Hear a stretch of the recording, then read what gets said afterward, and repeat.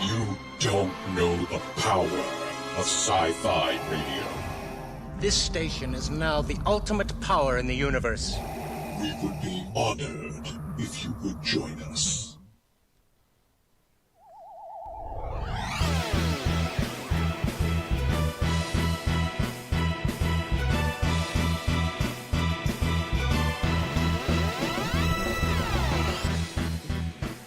Good evening, everybody. It is another Thursday night. We have had 2 Thursdays off, if you can believe that. And it's Weird. Docking Bay 94. 2 Thursdays off or just 1? 2. We had the Thursday after Life Day, and we had Thanksgiving off. We haven't had a show in 2 weeks. I'm so confused. We sat and figured it out before the show, trying to sort it all out. No, Life Day was on a Friday. We had the day off before Life Day? Did we? Oh, maybe we didn't. No, I think it's just we had the show, and then we did Life Day, and then we did Thanksgiving. Oh, okay. And now So we're we doing had- another show. had So we 1 skipped week one off. show, All right. but it has been 2 weeks since Life Day. All right. Fair enough. Yeah, So confusing. I know, right? a little bit. I am Sean Obi-Shawn Crosby. This is Jeff Sill at Donoho. I'm Colleen Kaylee Crosby. And welcome aboard. If you see any of our cool social media postings during the week, that's Boba-Kit Sovine. She's hanging out, doing links on the show. And I should probably start the chat, huh? So I can There you go. see when... Well, we can say hello to Alan and to Eric Gertz in the meantime. Excellent. Eric, I have a chair to give back to Eric. Yes. I've been working for Colleen the past few days. So if you listen to my show in the morning on the station, which is sci-fi.radio, where you could be listening to us right now, I wasn't on. Gene Turnbow was on, and because I was working for Colleen, and to do the job properly, driver that I am. I know she's terrible. I had to borrow a rocking chair from Eric's wife Liz. So she was very kind enough to, and so we've used it for the past year and some change as we've worked on this project for a very long time. This is really funny. So the project I'm working on is out. It came out in August. It's the Texas Chainsaw Massacre video game, which is super cool. So they're doing new content for it, and but apparently it's a pretty well received game, and so kind of fun stuff. So I got to be prop guy, which is fun because the props that I make are decidedly non-lethal, and then they get used in fakey lethal ways for the game. It's really very confusing and meta and strange. Laura says that Sci-Fi Radio has auto. It does. Well, that's freaking rude. Let me check over here and see. It does say that we are on the air. Maybe she just means in general. Yeah, I don't know. Could be. I mean, her name changed, became the first time chat for some reason or another. Oh wait, that's not Laura, is it? I think it is. Oh, okay. I think it's normally it's Purple Lady, but now it's Purpura Lady. Purpura Lady. Well, here I'm gonna. Yeah, that sounds like Otto. Oh damn! Damn you, Otto! I know. Curses foiled again. Hey Kelly, hi Lori. Yeah. And Purpura Lady is Laura. Is Laura? That's what I thought. Yeah. She confirms. Yes. So weird. I don't know why we've got Otto over there, but hey, we're going. Taking over. You could be watching us on Facebook. You could be watching us on YouTube or Twitch. We're everywhere, man. Hi, Chris. We're spread thin. Whoa, we're everywhere. Totally, dude. Who knew? That's crazy. And yeah, I'll take a look here and see what's going on with sci-fi.radio and see if I can figure out why I have the power to reboot the station. I have the power. But yeah, it says it's playing a bunch of commercials and other stuff. And so, since we haven't been here since Life Day, we should probably talk. It seems so long ago So much has happened Oh my since gosh, Life Day. I know, doesn't it? That it feels like it was like 3 weeks ago. And Life Day ago. was I like know. overpowering. It was absolutely insane. And It was crazy. so the thing that happens with Life Day, we give people a time, we promote it on Facebook, we tell people to show up at a particular time, and then we're going to sing songs, and we're going to try to take a group picture. We're going to march through Galaxy's Edge at Disneyland, which is where this whole thing takes place. We're going to stop at the Millennium Falcon for group pictures, and then we're going to have a little memorial thing, and then we'll sing some carols if some people missed it, and it's pretty straightforward. But we talked to you on the last show that we did about the Sunday observance of Life Day, which was pretty nice. A bunch of people showed up. We sang. It was cool. It was pretty tidy. No problems anywhere. Everything was terrific, and everybody had a great time. Friday, everybody had a great time. Not a problem, except because of, I think, Dapper Day and the reservation system and people not being able to get into the park and things like that. I think instead of having a tidy split between the 2 days, we had an overwhelming attendance on Friday. And I still know lots of people who couldn't get in. Yeah. Which was crazy. Yeah, it was nuts, Jeff. It was absolutely crazy. Yeah. And so to give you guys an example of how overpowering it was, we couldn't take a group shot over at the Resistance Base because there were just too many people to organize. Yeah. And then we went to the big doors by the marketplace to sing our songs, and we had so many people we couldn't contain them in that area. They were spilling out into the main walkway. Normally I can kind of like, there'll be on Sunday there was one cast member, maybe two, and then there was me, and I was handing out sheets at the very back of the crowd and encouraging people to step in. And I just looked at her and I said, I'm out of sheets and I can't, there's nothing I can do. I'm not a cast member, so I can't like really tell them to move, and there's too much for me. So I'm just going to go stand over there. Yeah. So between the 2 days, we had about 400 chorus sheets. And we gave most of them out. I think we ended up with like 25 left at home. And Don says he handed out almost 500 wristbands. Yeah, and so Don always makes these great silicone wristbands with the day and date on it, and yeah, going through those is nuts. And it was so busy. There were so many people there that I knew, but I never saw. Either because they didn't get to me, or they didn't care to say hi, perhaps. But I saw lots of people. I saw lots of people report that they were there. And when we sang the carols, because we sang them as one big group, the one half of the group didn't know what the other half was singing, so we couldn't all sing together as a group. They were off. There was like a dividing line, and like one was slower than the other, and it got very messy. So nobody from Disney has contacted me and said, "Whoa, dude, you got to scale this back." Certainly, they sold a lot of merch and food and stuff. So I mean, they can't be upset on that score. So the cast members that were there, because they ended up having enough cast members that they could do the sort of thing where they back up against the crowd and motion people by, kind of like when Phantasmic is happening or something like that.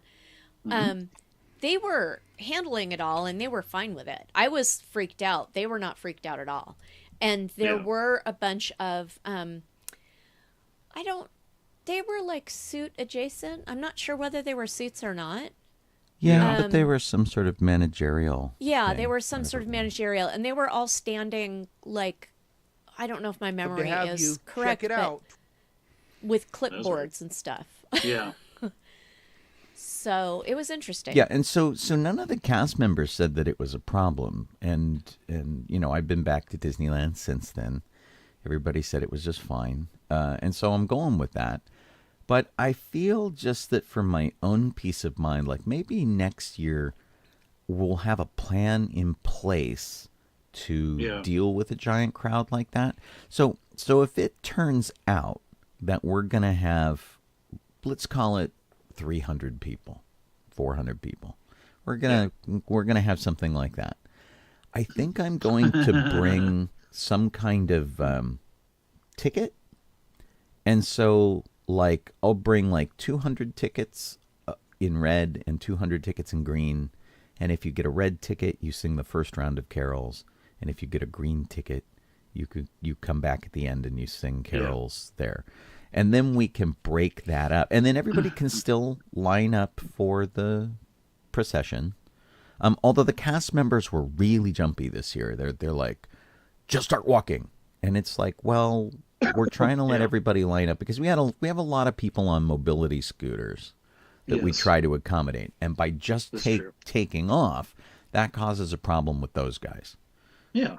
It gets really messy. But you know, we did have a ridiculous number of people this year, and which is great that everybody wanted to come celebrate. I'm just worried that Disney's gonna shut us down. But I think also we should like decide roles a little bit in advance, like, you know, who will lead the parade kind of, and have that person go, and Sean should not have a backpack that he has to go back for. Yeah, I guess that's true. that was a problem. True. But it should be like someone should be already waiting. Well, and I had a guy, and I said stand here, and then people went well past him to line up, and that may have been a cast member's directive or something. But basically, the guy that I said you're starting the line here, people we have a lamp post that people start to line up at. People went like 2-3 lampposts past him. Like they went like 50 yards at the front, past him. Like starting as soon as you guys stopped singing, I was at the front. Yeah, so where it was. So it got really messy. Yeah. So we'll see how it shakes out. But and then Eric is right. Disney cast members do know how to deal with the crowds. They do. We had a pretty grumpy cast member though. Yeah. Who was sometimes. She seemed really overwhelmed, and she was like yelling, and she's like, "Just move, just go!" I've never seen a cast member quite this grumpy or quite this seemingly unprepared, because we deal with a lot of cast members all the time. We certainly talk to them Sunday. I talk to them Friday for Actual Life Day, so. You know, it's and most of the people that I deal with are super, super chill, even in a crunch, because I deal with these lightsaber meetups that the Galaxy's Edge Discord group does, and I help organize those, and they're used to dealing me with that. And despite the big press of people that those create, they also usually stay very calm. This was one particular cast member who seemed a little bit out of her element. And so as we were starting to line up, she's just like, just move, just go, just move. And it was kind of, and basically it created more of a mob than it was supposed to. So that was kind of a problem too. One of the, go ahead, Colleen. I forgot what I was going to say. I was delighted with the Life Day foods that they brought out. They didn't start them till the 17th. And apparently in the East, they don't get the Life Day foods. And we heard a lot of complaints from people on the Disney food blogs where they announced that this was going to happen. A lot of people were complaining that they don't get that in the East, but not only do they get so many more food choices out there because they have so many more hotels with restaurants, but also they don't celebrate Life Day there the way that we do here. So I think Disney's directly responding to a cry for these special treats. And they came through with flying colors, and so many people were there that they ran out of the foods in almost every location. So they had a cheese pastry, like a savory cheese pastry. Branch. It was really good. Yeah, it's called a cheese branch. Over at Katsaka's Kettle, they ran out of that. They had a Wookie Ookie, which was a chocolate caramel pecan cookie over at the milk stand, and they ran out of those. Yeah. They ran out of the kashyyyk cake at Docking Bay 7. Yeah. And they didn't run out of, they had these cheese balls at Ronto Roasters. They didn't run out of those, but I feel like those were something that they were able to make quickly and get out. So, and also they weren't. They were kind of like pizza dough with mozzarella in the middle and Parmesan on top. It felt like a cheese Pringle on the outside or something, you know, like a pizza Pringle. Oh, to me it was like they took pizza dough and made it into a ball around a small piece of mozzarella, and then deep fried it and put some Parmesan that had been dyed blue somehow. Over that. And it's always weird when they say something like blue cheese and then it's not like blue cheese. Yeah. Like regular blue cheese. And that's okay. And the I didn't get to try the kashyyyk cake, but of the treats that I did try, I thought that the cheese balls were okay.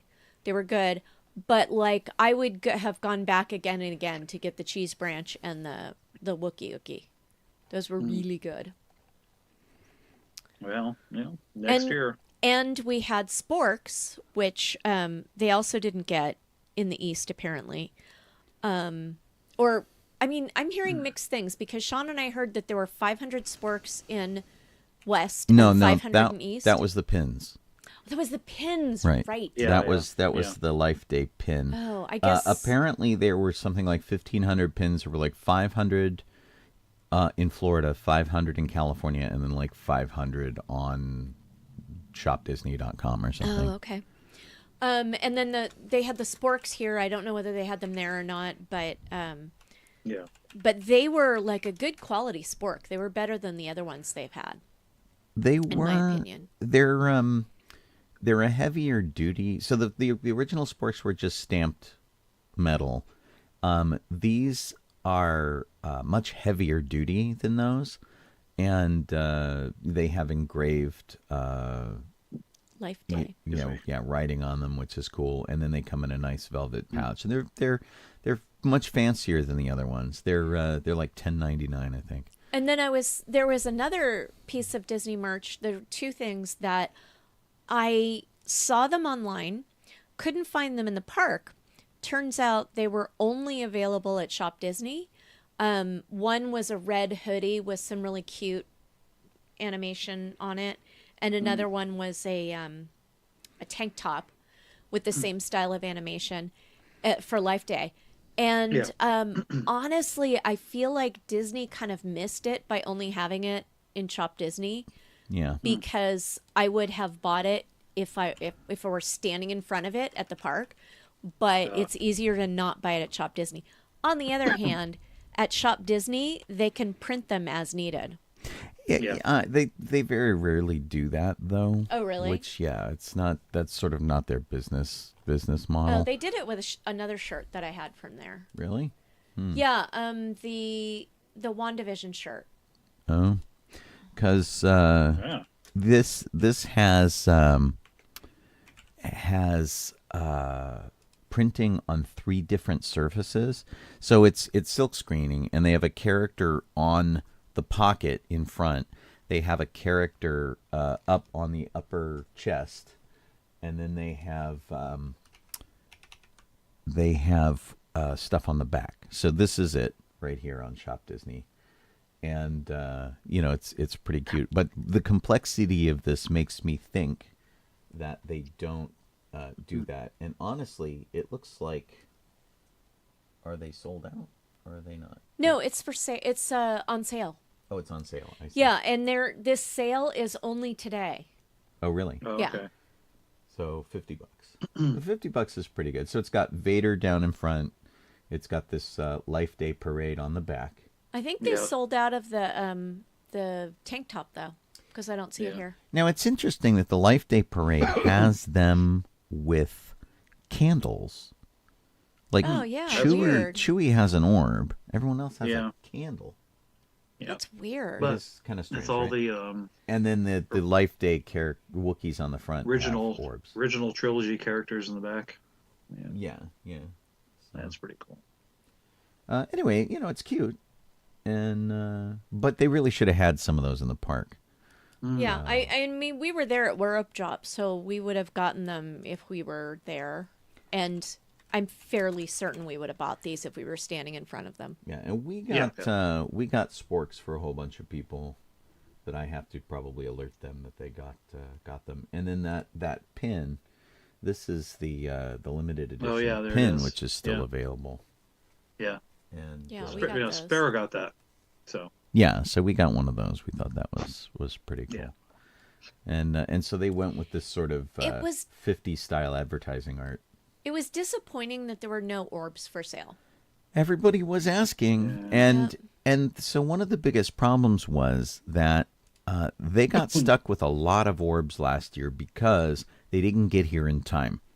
And Yeah. so basically on Life Day, both the observed and the actual, people were like, I thought I'd be able to buy an orb. Especially since Yeah. they were there until September. And that was the point, totally. is that they were there till like a month before, still on sale. They still said 2022 on them, but they were there. And then they all vanished right before Life Day, and there were none for anyone to buy. Right. And so It's weird. it's just really strange. I mean, we're not tied into the marketing people at all, but as someone who has worked on consumer products over the years, the timing is the worst. And it's like, know your audience.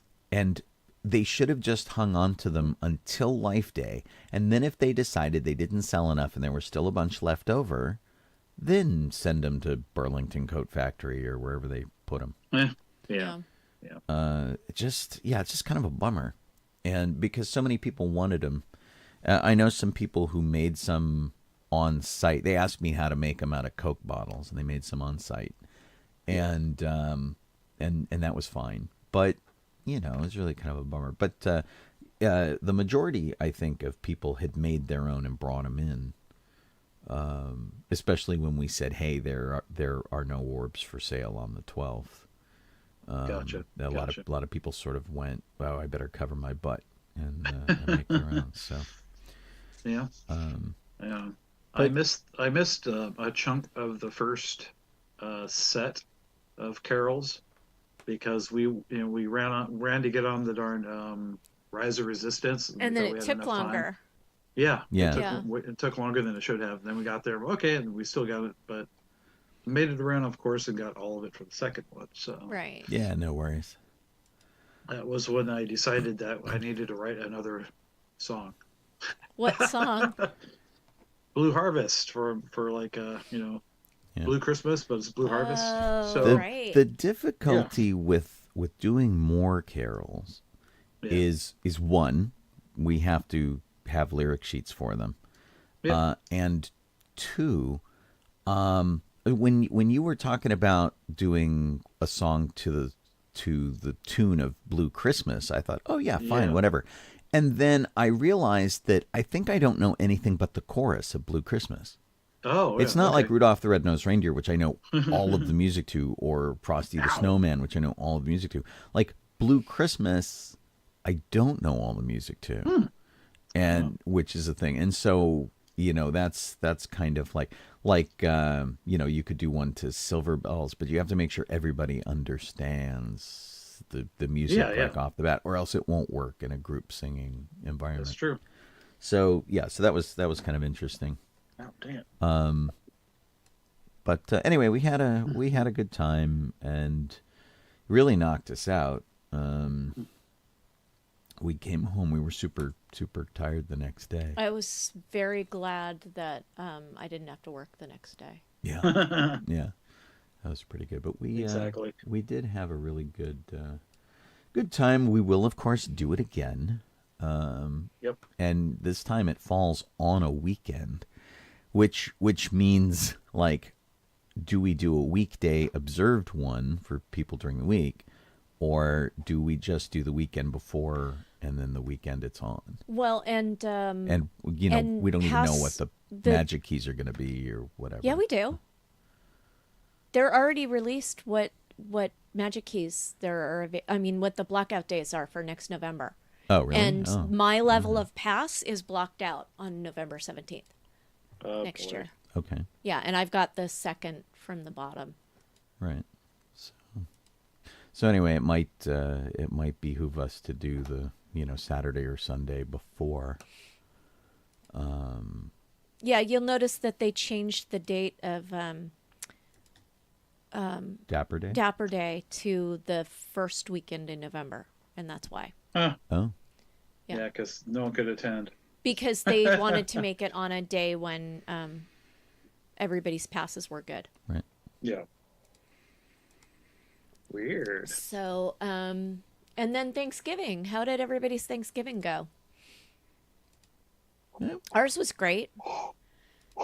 Yeah. We had a good quiet one. Yeah, we were with Eric and Liz, and had a really nice. Everything was so good. The turkey was really moist and really good, and we had all the fixings and pie. What more can one ask? So that was pretty good. That's good. Yeah. What about you, Jeff? How was yours? I went to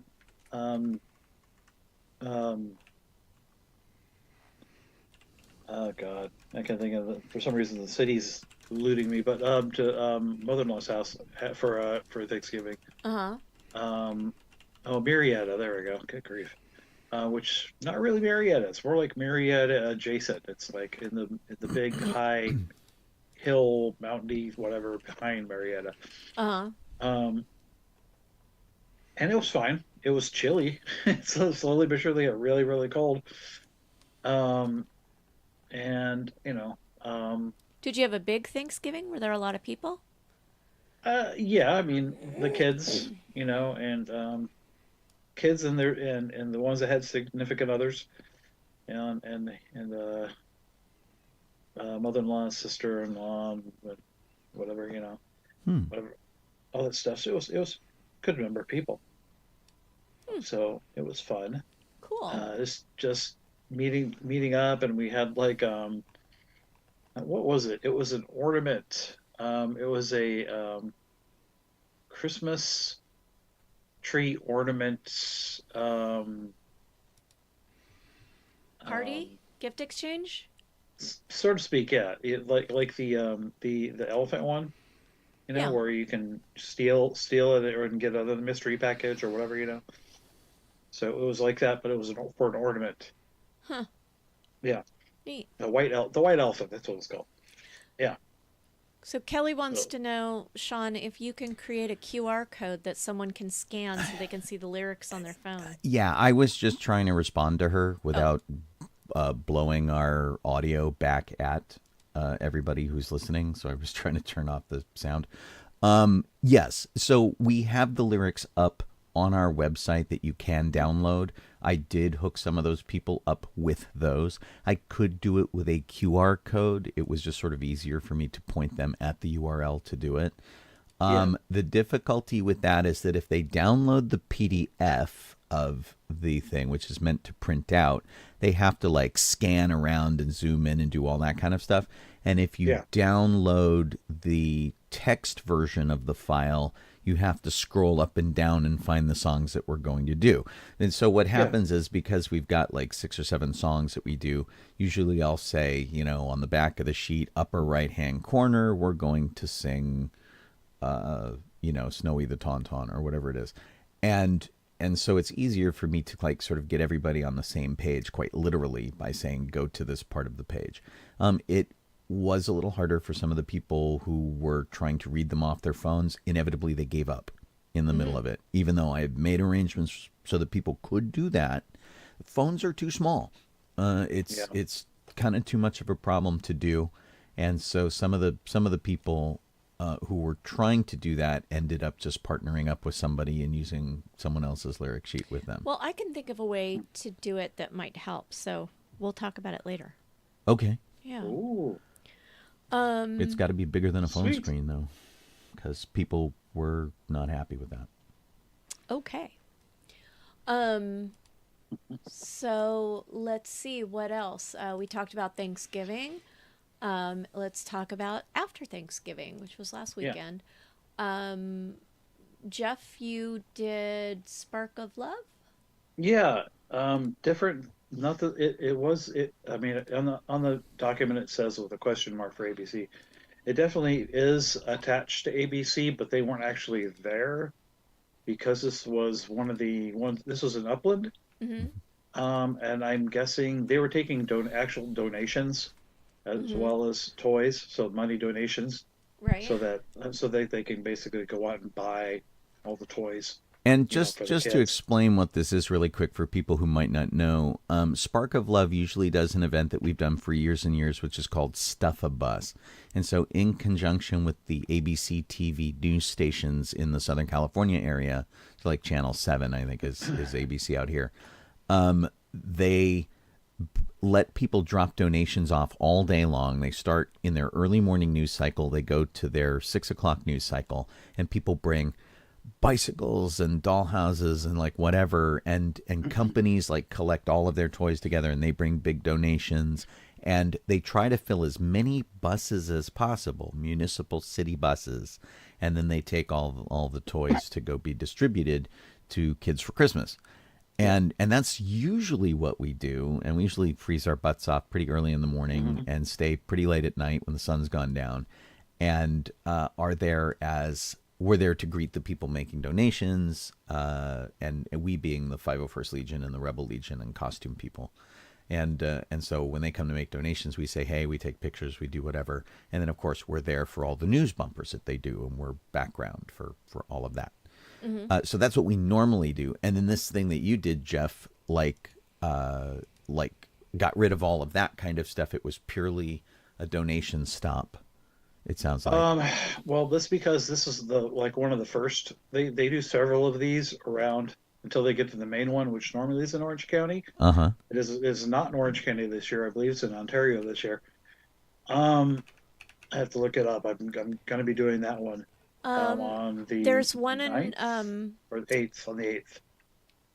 there is one in sorry, I'm looking at the wrong day.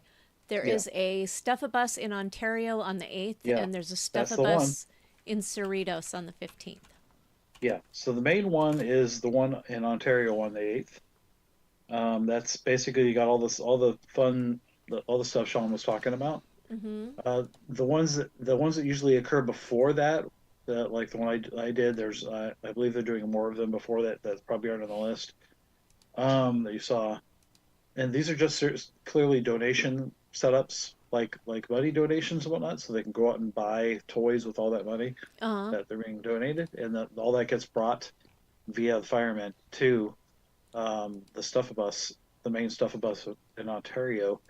Um, but that's I'll be doing that on the 8th, like all day.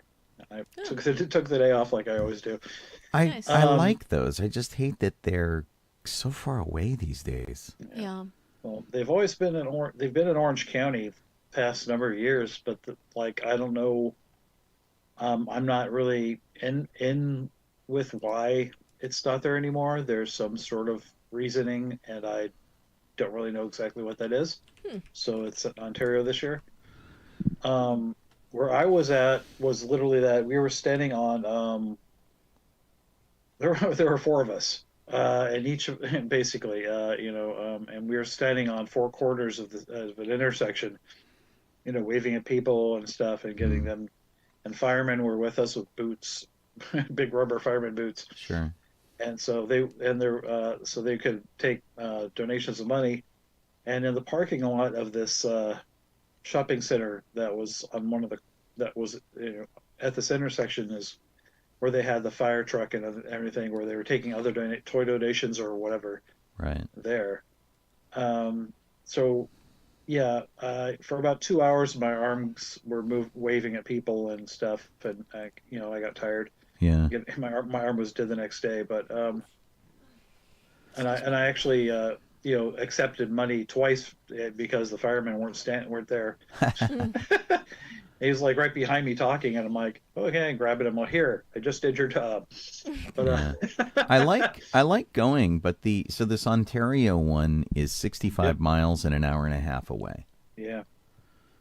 With good traffic. So It's a long drive. Man. Well, Yep. yeah. I mean, I'm going to be there like, was it like 4 a.m? So I'm not going to encounter traffic on the way. Right. Well, Maybe not Sam on the is way back doing either. that. Sam is doing that on Saturday, so you could drive 2 Okay. days, Sean, and And go to do it Washington with, State. with Sam. Oh, Yeah. God. Yeah. Yeah. But the funniest part of that whole day was I told someone about this already, but one of our fairly newer guys, Zach, was there, Mm-hmm. and he had I think they call them Sith troopers. Sith Trooper, which is a red New Order, First Order stormtrooper. Yeah. And so, he had not worn it. This was the first time he'd worn it for an event. The only time he ever wore it was to take pictures. So he really had no idea how to put it on, or put it all together, put it on. He put on the little rubbery car mat undersuit thing. Yeah. And then he asked me to help him, and so for about a half hour or so, I was figuring out where exactly pieces went and what to put on first and what. That's really funny. And we eventually got him in it, but boy, what a pain in the butt. Yeah, it's one of those things when you wear armor, you want to work out all of the kinks before you debut it. Yeah. Know how to get in and out of it.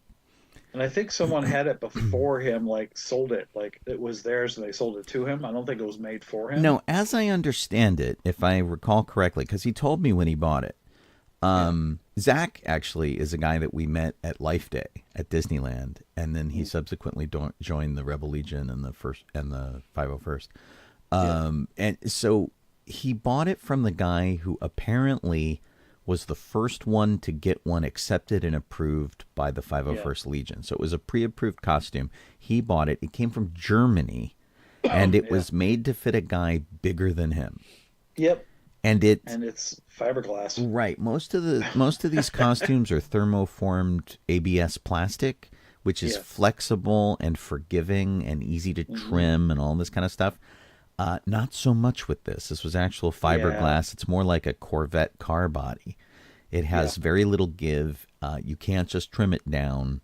Exactly. And in most cases, I think you have to paint it. I don't think it's actually formed in the red color. But no, I think he painted it, but I don't know. Yeah, it's kind of complicated. Yeah. So I don't envy him at all. We had to get dressed at the fire station, which is about less than a quarter mile from the actual spot we were standing. So when he got dressed, and okay, we're ready. Okay, it was like, well, he couldn't really walk there because that's a long distance to walk in that damn thing. Sure. And he couldn't sit, stormtrooper. So we got him in the back of a truck, like a pickup truck that's the fire station pickup truck. And he kneeled in the back with his hands on the tailgate or whatever to sort of fall out. And the firemen drove like 5 miles an hour, the entire way over there. Like a lot of new recruits, as it were, Zach wants costumes that not everybody does. Yeah. The problem is that the costumes that not everybody does are usually complicated and difficult. So There's like a reason not everybody does. So like this one here, it's pretty complicated. It's very rare. That's awesome. That's cool. But we were at the Hollywood Christmas Parade, and we're waiting to pull out behind all of the troopers and stuff to take our place on the red carpet in the parade. Yeah. And Zach comes over, and he looks at me. He's in his costume, which is not this one. It's a different costume. And he's like, "It's me. It's Zach." Now, the costume he's wearing is the Imperial spy from Tatooine in the first Star Wars movie called Garandon. And so he's got this elephant snout with a bunch of holes in it. So it's really, really unusual. And he's like, probably the only one that's ever been in Southern California. And I think he did the same thing. I think he got his costume from someone else who had made it and got approved and then sold it because it was so difficult. But I love that he came up and he's like, "It's me, it's Zach." I'm like, "Zach, you're the only guy with that costume. I know it's you." Yeah. And thank God he's not a big guy because, boy, Right. I mean, the one fireman who can handle, I'm not built like a fireman. You know, firemen are buff guys. I'm not built like that. Sure. But I had to, like, help lift him up and out of the truck at least one time. The fireman did it the first time. Yeah, he's a fairly gravy. a fairly thin guy, so Yeah. that's pretty funny.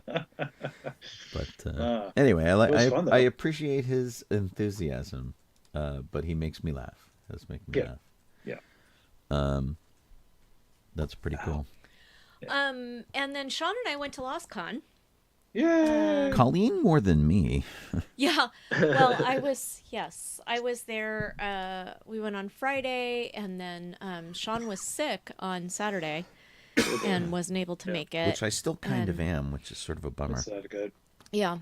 And then I went back on Sunday. So I actually left early on Saturday. I found Anastasia was there, if anyone knows Anastasia, and she was kind enough to take over my seat on one of the panels. And so I went home to tend to my poor sick hubby. Yeah, we had kind of a rough weekend. So I was there Friday, and I did a panel on the new versus the old Quantum Leap, which was really fun. Had some great people on the panel. Enjoyed myself. Cool. I did a reading with a Long Beach Sci-Fi Club that I jumped in at the last minute because Colleen had a presentation at 8:00 that she was doing, and so I went across the hall and I did a reading of the Spaceballs script, which was fun. And so because I'm a voice guy and I'm on the air all the time, everybody was kind of hemming and hawing about being the narrator, so I jumped in as the narrator. And then they also made me Dark Helmet, which was fun. So basically I read all the script descriptions and stuff and then jumped in for a character where necessary. We had a good time. It took a long time, but we had a good time. But the next day I'd kind of lost my voice and I wasn't feeling particularly well. I didn't have COVID because I did a test for that, but was just feeling awful. And then, so Colleen's going to go to the convention without me. I called programming and I said, "I'm so sorry, I have to bail out of my panels, and I'll let you know about the dance I'm supposed to DJ later that night." Yeah. And then I get a message from Milwaukee, Wisconsin that says, "They're here to pick up the Muppet car in a half an hour. They're coming." We had no warning. The shipping company didn't say anything. We were supposed to have a couple days. And so because they hadn't said, "We are coming to pick up the car," I also hadn't paid the people for the car yet. Because when the shipping company said, "We're going to pick up the car in a couple days," I was going to pay them so that the car was taken care of and then they could load the car. Because I also have to pay the shipping company, right? And we have just enough money in the account to do both of these things. To pay for the shipping of the car from Wisconsin to LA and to pay for the cost of the car. Anyway, the people were super cool. They discounted the car like $500 because the shipping was $1,000. So the car was $4,500. But I had to run around and do all of this crazy banking. And because you're trying to transfer a substantial amount of money, everybody that you would use to transfer it, like Western Union and that kind of thing, is like, "Are you sure you're not being scammed?" And so by the end of this thing, I wasn't sure I wasn't being scammed. I was like, I have no idea. And so anyway, what was supposed to be a day of me resting just completely melted me down. And so Colleen coming to take care of me was a good thing because I just couldn't handle it anymore. It was just awful. And so now at this date when the car should have been here by now. Oh, I'm so like, I was wondering. did we get scammed? Did they not put the car on the truck? What's going on? I'm trying to get information from the shipping company. I'm trying all of this kind of. It's like, and so now I'm like, maybe we did. Maybe these people are really good scam people because now they're friends of friends. Yeah. I talked with them a lot on the phone. They sent me videos. They have the car. There really is a car. Yeah. They made custom videos for me of the car, telling me how to start it and all that kind of stuff. They call me by name, so there was a real car. I talked to people that we have as friends in common from the tiki scene. I know they're real people. I know they exist. And people I know them and say, oh, they're awesome. Yeah. But you know how it goes. So here I am. I'm like, la, la, la, la, la, la. Yeah, because, I mean, it was on, so it was on Saturday Saturday. That they picked it up? Yeah, it was Saturday. Whoa. And I sent a note to the guy who was supposed to be transporting the car with the phone number going, hey, this is me starting a thread. Keep me posted. Let me know where you are and when you're coming. Because, they're going to want money when they get here. Yeah. We either have to give them money by Zelle or they want cash or they want, there needs to be planning involved. So, and so I freaked out on Facebook. I'm like, bah! And everybody's like, no, it's cool. You're great. You're doing it for the right reason. And I'm like, that's not what I'm worried about. I'm worried about actually getting swindled out of $4,500. So we'll see. I'm gonna make lots of phone calls tomorrow. We'll see how it goes. See where's the car. But you ever have one of those things that like you're really excited about it, and then something happens and it just completely kills every piece of excitement and optimism you had about the project? Yeah, that's where I'm at, and I know that'll change. And to be fair, on the other side of the coin, I just spent the last 3 days at Henson Studios. Super cool. They're all very excited. Everybody I talked to from Henson is like, "Oh my God, really?" So they're like super excited. And then one of the guys I worked on this project with is a puppeteer in England. And and he works for the game company. And he and I were talking, his name's Steve. He and I were talking about the project and what we want to do. And he's like, if I can help with the puppets, let me know. And especially the idea that we have where we want to have a puppets parts bin in the back where kids can make puppets and come play with us. He's all about that. He's like, oh my God, arms and heads and eyes and parts. This will be amazing. So he's super excited about it. So that's kind of helped rekindle some of the excitement for me, but I'm still a little nervous, But I feel bad about bailing out on the convention because I love DJing the dance, which is really great. And but the way I feel now, and then I'm still having trouble breathing. I'm still kind of sick. Sniffly coffee, whatever. It's Sean was asking me if he should I just, suck it up and go? And I'm like, well, you can't go out among people when you're, sniffling and sneezing and coughing as much as he was on Saturday. Right. Because they'll just think you have COVID and nobody wants to be near you. Oh yeah. Right. Yeah. So, but yeah, I actually enjoyed LostCon. I don't know, more than I have in the past couple of. I can't remember whether I went last year. And it was small this year. It's only 600 people. Yeah, it was 600 And we've been to people. LostCon when it was nearly twice that. Yeah. So. But yeah, it was nice. I was on a panel that was, can you unplug from technology and survive? And my answer was no. Not that you can't survive as you are today. It would be, medications would be harder to get, and it would, if you're already disabled, you wouldn't be able to, and, so. Gotcha. The basic answer was no, but it was a discussion of, well, does this really just mean, can you be without your smartphone? Yes, you can be without your smartphone. Yeah, no, you can't be without technology. Right. And expect to survive to the level that we have become accustomed. I gave a presentation on project management, which was good. And then I did a panel on costuming as an art form, which again, we had to define what the panel was all about.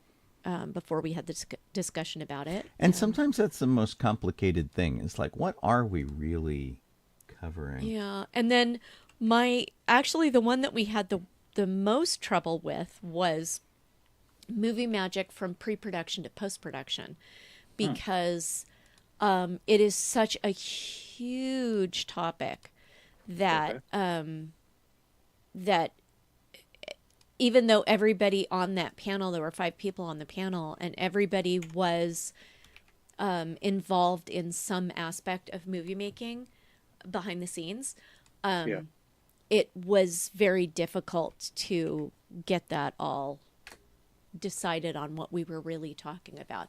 And we weren't able to get really into the specifics of any one person's specialty. Yeah. So that was a challenge for us, but it worked. Did my microphone just die? No, you're fine. What I just did was kill mix. I'm working with Gene to try to get us on the air. Oh, okay. And so... all right. I will not worry about it. Oh, on Sci-Fi. Yeah, on Sci-Fi. Yeah. So, yeah, don't worry about it. It'll get a little weird over here, but you keep doing what you're doing. Yes. And then the guys went and I wanted to say it was funny because I was kind of concerned the last time we talked about how many hours I was ending up volunteering, because I was doing panels, and then I was doing costume repair, and then programming ops said, we'll take all your additional time. And so I was worried, like I'm never going to get a break here. And they feed you when you're staff there, so that wasn't a problem. And it turned out that I was like a backup, and nobody really had much for me to do in anything that I was doing. So basically I sat around and was able to finish my 18th century petticoat, and I sewed together my mock-up that Mela helped me fit a couple months ago.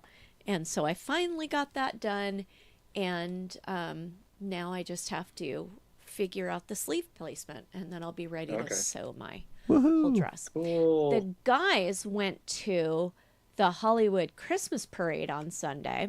Yes. Sean was able to stay in his car by himself for the most part, so it was okay to be out in the public.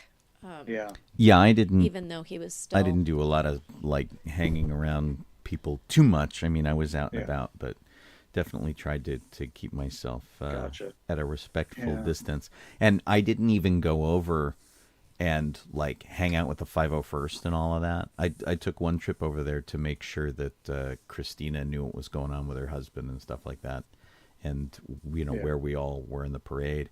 But usually I go and I spend a half hour hanging out with the 501st and the Rebel Legion and saying hi and giving hugs, and didn't do any of that. So I did, but not a lot. Mostly for Rebel Legion, but well, and you don't seem to have come down with my cold at all, Jeff. So no, what I had was we had the Santana winds hit this past week, or whatever it was. Yeah, and I developed a fun little sinus infection from it, and it was like I got Z-Pack. Well, I'm having trouble remembering names of shit today. I had the Z-Pack. They prescribed me the antibiotic. That seemed to do the trick. So I'm better. Well, that's good. Well, I'm seeing the doctor tomorrow for something else, but I'll of course let him know that I'm wheezing. I feel bad because I took a break this afternoon, and at the end of a breath, my body just makes this horrible wheezing sound, and I'm like, this is not cool. So I may be on the couch tonight if it's bad when I go to bed, because I'll keep Colleen awake with this really creepy Sean gets asthma attacks when he gets sick, and so this is not unusual, but I'm glad he's going to the doctor tomorrow. Lori was saying that she hates the Santa Ana winds. This project that I was working on the past couple days, we had people from England in, and we had people from the South in from like Georgia, Kentucky, Tennessee area, and they came in, and I was talking to the set medic who I spent a fair amount of time hanging out with this past couple days, and it was really funny because everybody was coming up and they're like, my lips are so dry and they're cracked and my skin is peeling and everything's dry and I don't understand what's going on. And so I had to keep like giving the sort of history of the Santa Ana winds, and this is why it's like it's hot and it's dry in the middle of winter, you know, and that's why. And but the set medic was ready. He had these little tiny lip balm bullets that he was handing out, which were totally awesome. Nice. And so like you could choose whatever flavor scent you wanted. Gene said you're on the air now. Oh, hey, terrific! As of a minute ago. Thanks, Gene. He said whatever you did, it just put you on the air at Sci-Fi.radio at 7:55 p.m. Oh, terrific! Yeah. Well, what I did is I shut down and rebooted Mix, and I think I restarted the Auto DJ. Yeah. So hopefully that's the case. Hello to I can't read that one. The lady 1066. Hello. Fladia 1066. Yep. That's cool. Yeah. Lupin was being very rambunctious, so I grabbed him and said, calm down. That's it, man. The animals get. I was trying to figure out why somebody said puppy. It didn't occur to me to look. Right. Yeah, he's long since left the puppy years long way behind. Right. Yeah, but dogs are always puppy. Yeah. He's a little guy, so. Yeah. Look at that sweet face. Nice. Hello, Lupin. I know he can't hear. You have headphones on. Yeah, pretty much. Yeah. Alrighty. So I guess that's everything.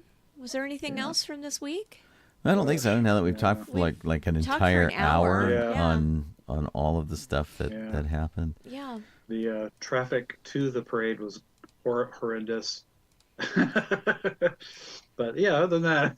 Yeah, I mean, you just got to kind of suck that up. And so what we did is we caravanned from here. So Tom Piedmont, who is our he's got one of the heavy duty Star Wars cars. He had it on display at Lost Con this weekend. He was the other Star Wars car that wasn't me. He is not on social media, so he is our like special case guy. Where like I gotta send him texts and emails and like all of this, as opposed to the rest of us who are all in a Facebook chat, going, "Who's going?" You know. Yeah.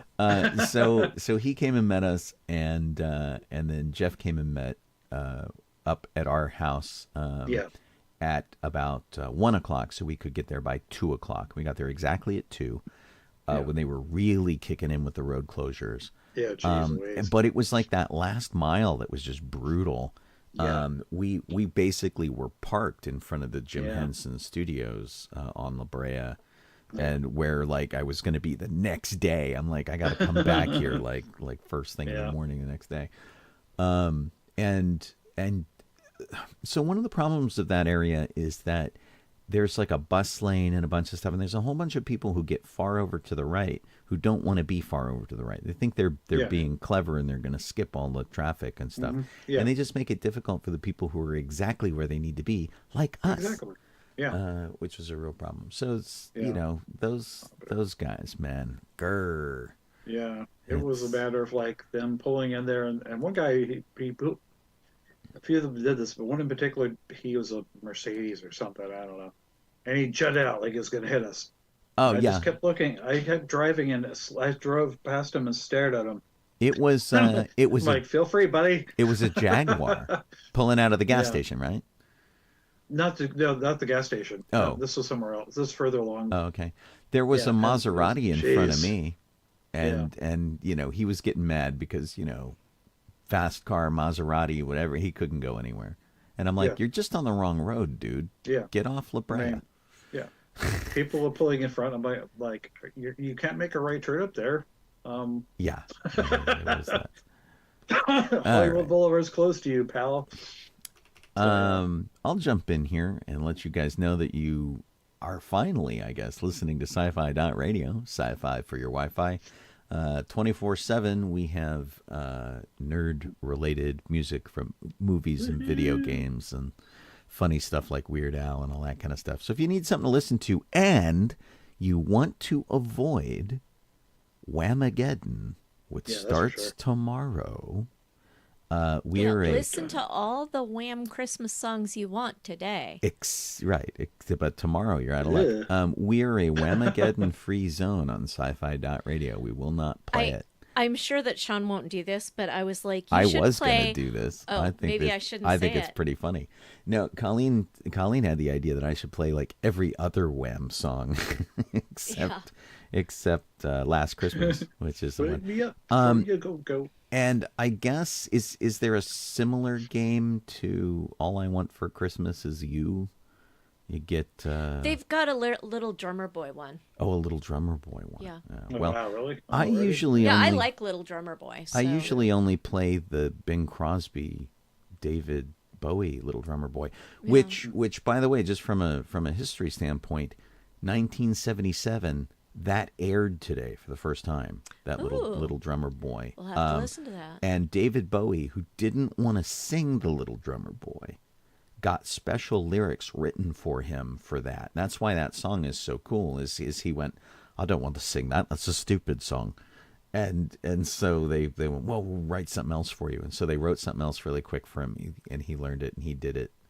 And it aired today in 1977, and it was the last thing that Bing Crosby did before he died.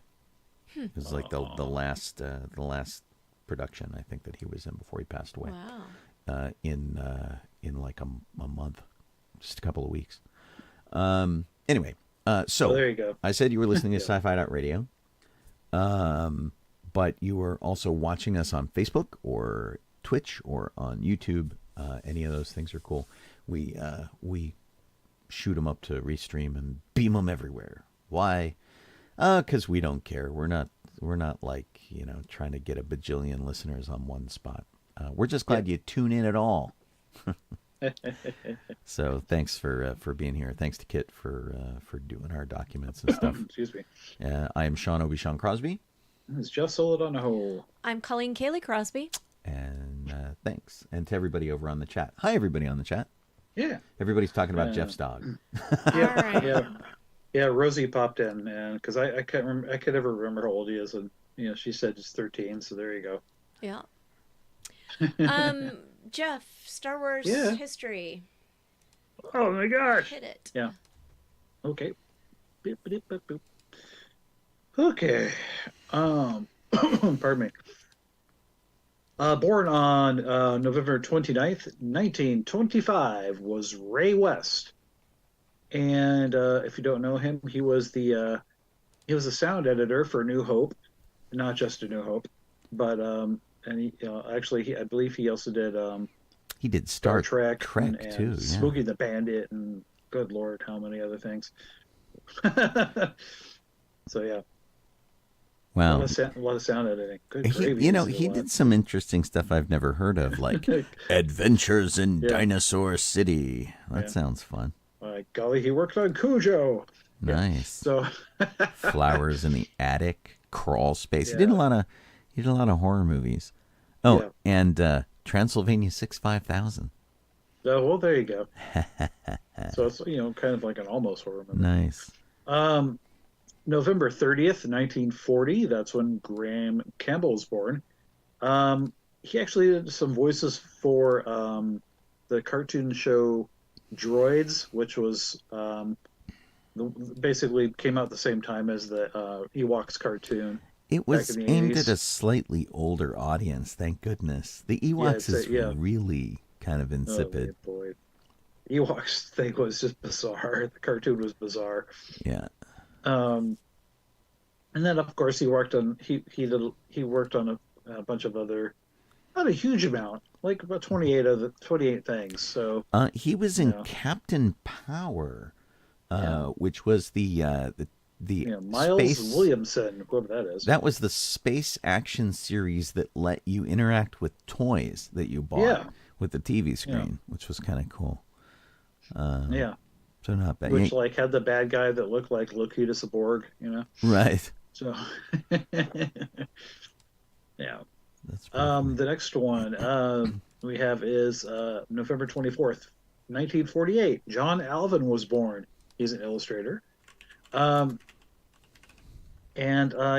does mostly production stuff like posters. Yeah. So I'm trying to actually find an image here. Squitch. Yeah. He did some really great art for Raiders of the Lost Ark. Yeah. I think he did Blazing Saddles as well. He had, I think this is a John Alvin poster, which is like sort of the Raiders of the Lost Ark poster that everybody knows. And he did the album cover too for the soundtrack album. But here, where are we? So he did this.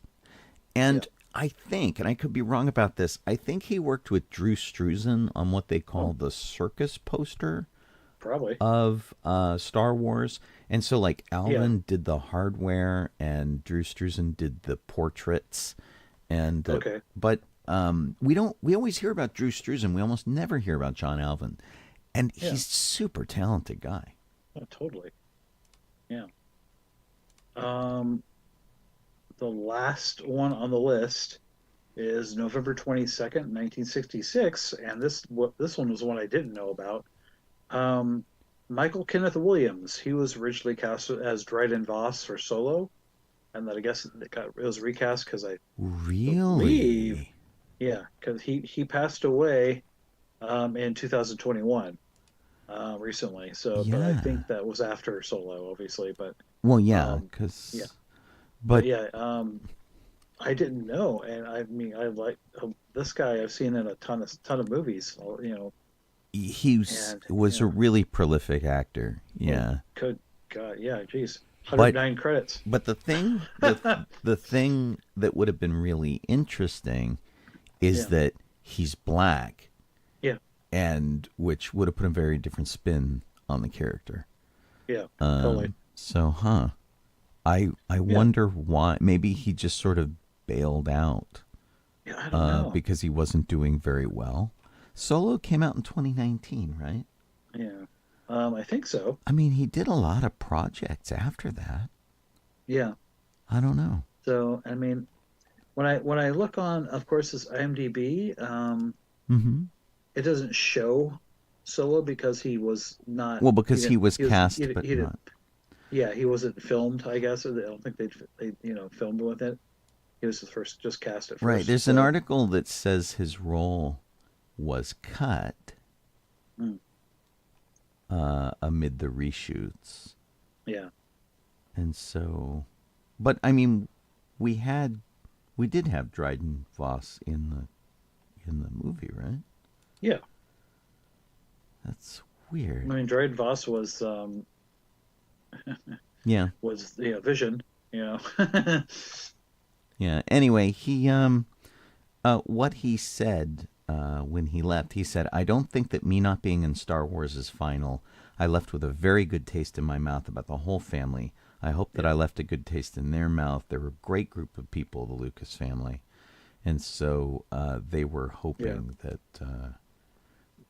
he was hoping that he would get back in. 2018, I guess, is when Solo came out. So yeah, that's really interesting and kind of sad. I would be crushed, man, if I got cut from out of Star Wars cast and cut. Yeah. He was only 54 when he passed away. Oh, that's terrible. And he was probably most notable for being in The Wire and in Lovecraft Country. Yes. Yeah. And he played the dad of the main character, which who's also having a little difficulty being King of the Conqueror these days. Yeah. The dad, the son. There is no cause of death listed here. Yeah. For him, it was just like a sudden thing. That's really sad. Yeah. Next up, we have just the regular Star Wars history. We have um, November 20th, 1977 was the first public Star Wars concert held at the Hollywood Bowl. I was But not there. John. No, Yeah. no. Somebody It took else a while conducting. for them to invite John Williams to come do Yeah. it.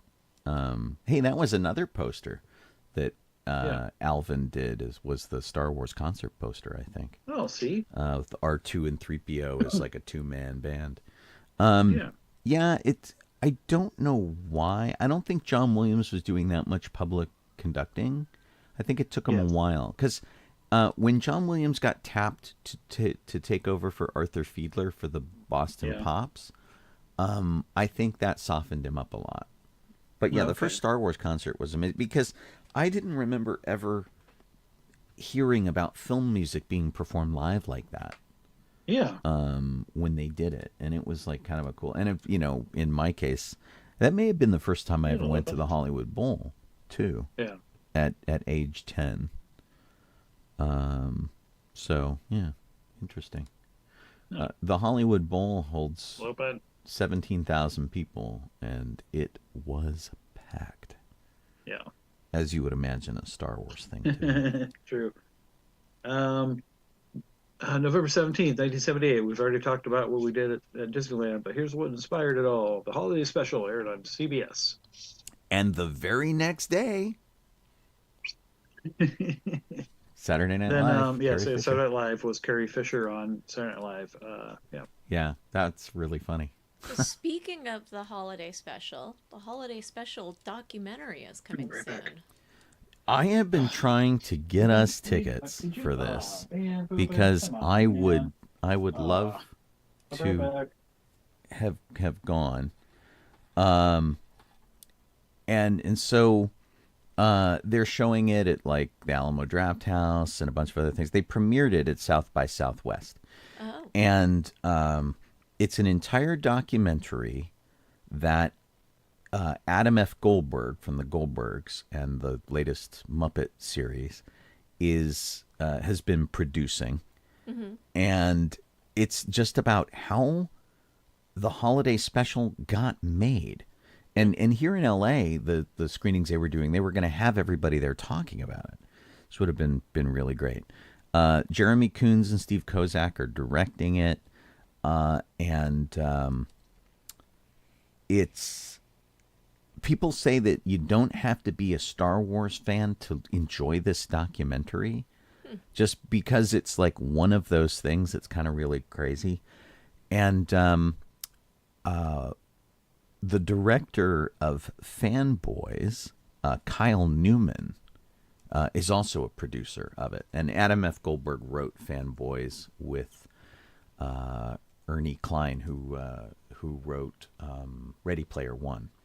And so those guys were all involved in Fanboys, and so Adam and Kyle are involved in this one.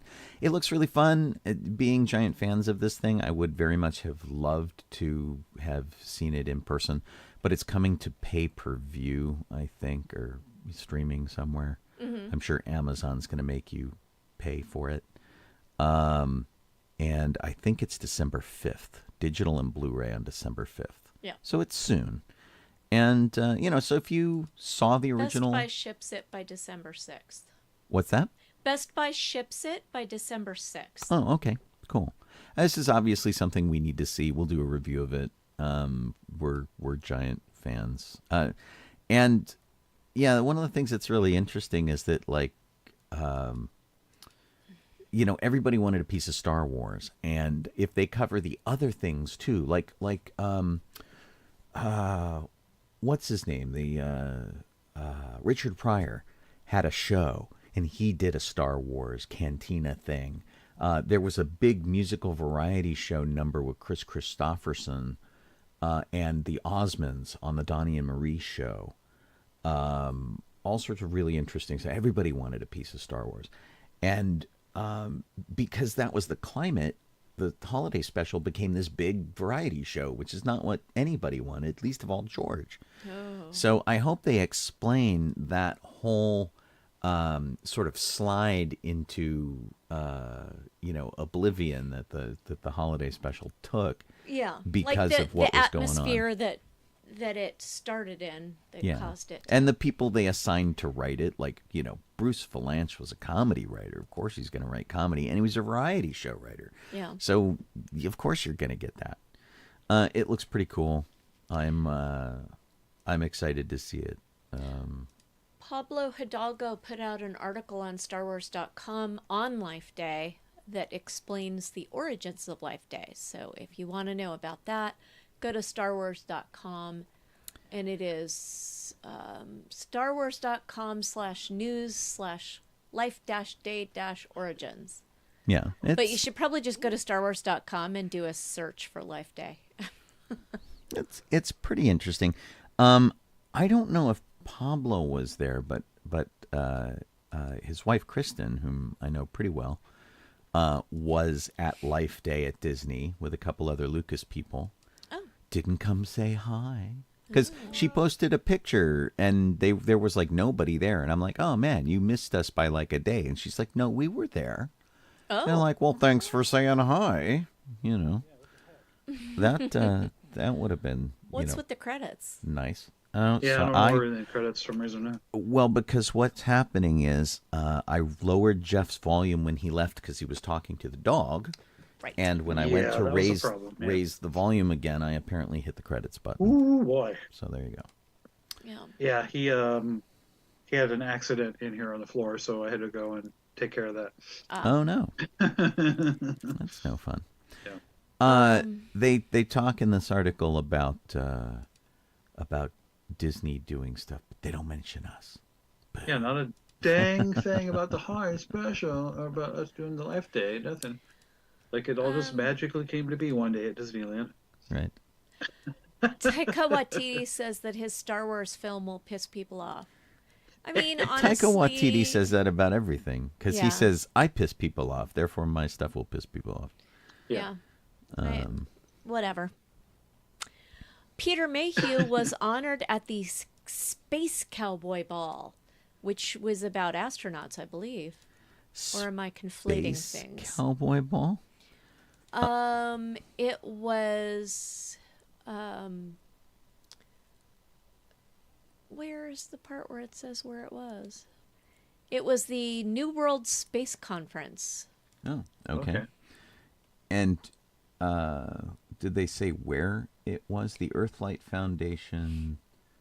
It doesn't say. It said that somebody drove all the way from Houston to portray Chewie for the event. And the Mayhew Foundation was there representing. Kathy Long and Matt Egan were there to accept the award with the 501st Legion, of course. They should have had more rebels, I think. You think? Because, Chewie's not on the bad side. Right? So, what's with all the bad guys? Come on. Oh, the Earthlight Philanthropy Award will be renamed to the Peter Mayhew Philanthropy Award in 2024 at future New World Space Conferences. Great. Yeah. So, yeah, that's pretty neat. That's very fun. Well, and we, of course, Angie passed away in April. And so we remembered her at Life Day this year, as we remembered Peter when we did the first Life Day in Galaxy's Edge. And thanks to everybody who was at Life Day last year. We took a giant collection. We got all the cool Life Day stuff. We sent Angie a big freaking box of Life Day stuff from Disneyland, thanks to some very kind cast members who helped us out with discounts and ordering stuff and all that kind of great thing. And so she did get to enjoy some of that stuff before she passed away. That was kind of nice. But yeah, it's been pretty stressful for those guys over there. So it's nice that they got something new. So this article is kind of interesting. Vanity Fair has an interview with Dave Filoni. They also talk with Hayden Christensen and Rosario Dawson and things like that. But Dave Filoni in particular, He has been executive creative director of Star Wars for 2 to 3 years now. That's been his official title, and he has been pulled from animation by Kathleen Kennedy to work in live action because she figures that his talents there, his experience working with George will be great for Star Wars overall. And so thus they have given him a promotion to chief creative officer. So there's nobody above him now in terms of creativity. He knows how George works. They worked for many years together on Clone Wars. And so, you know, as an heir apparent, he's pretty good.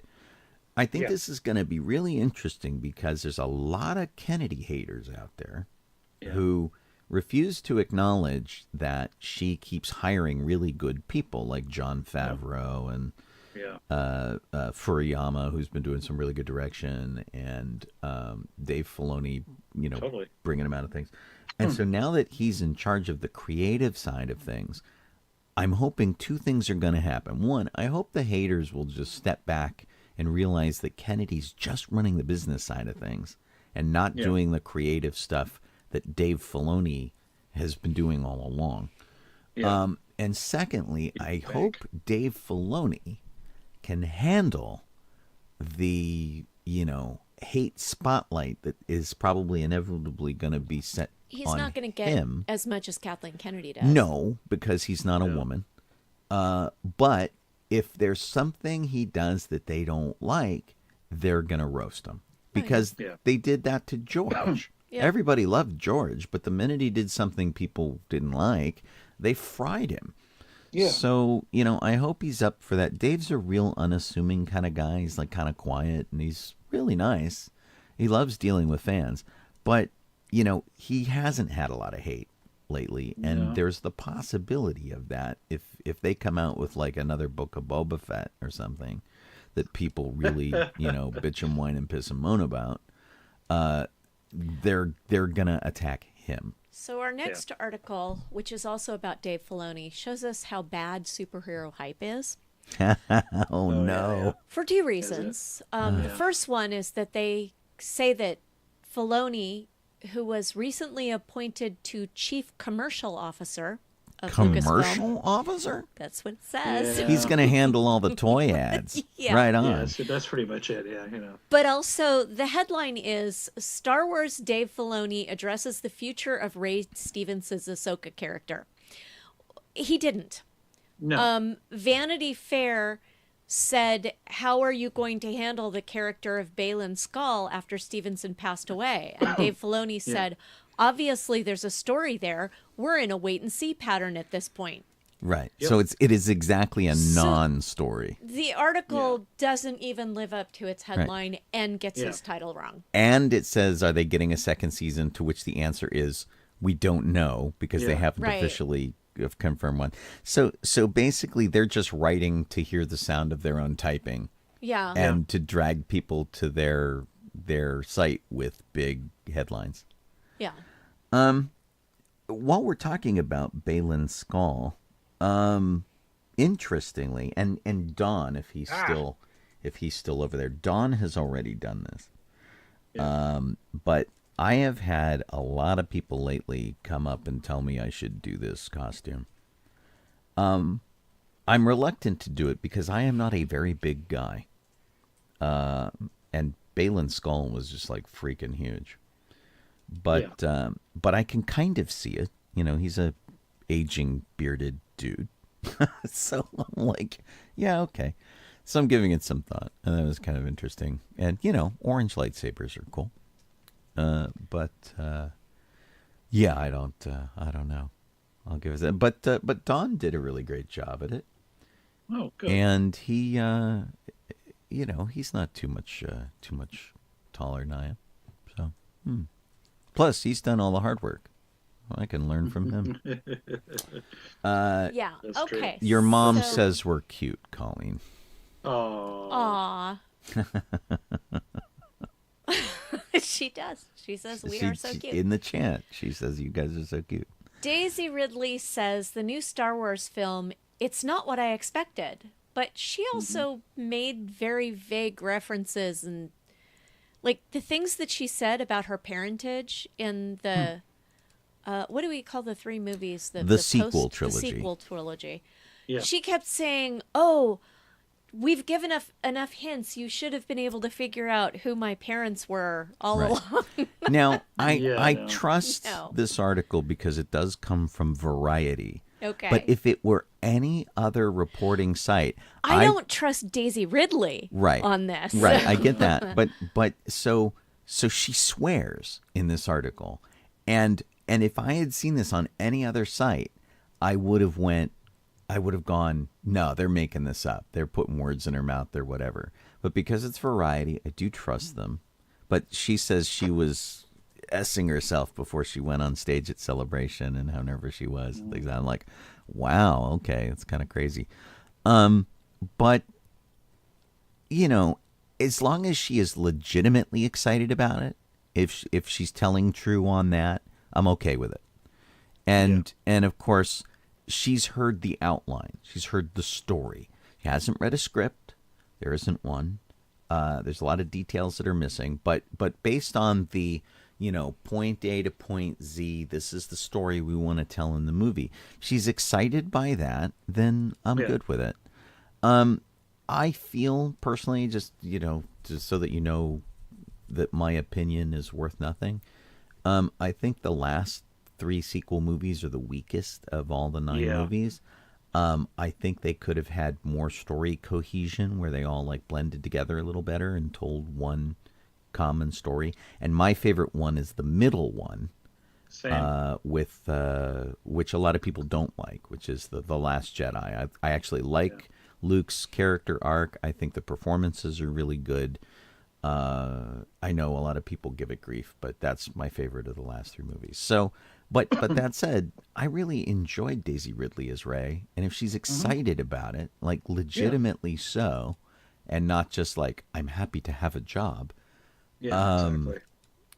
then I'm down. I'll watch it. I'll check it out.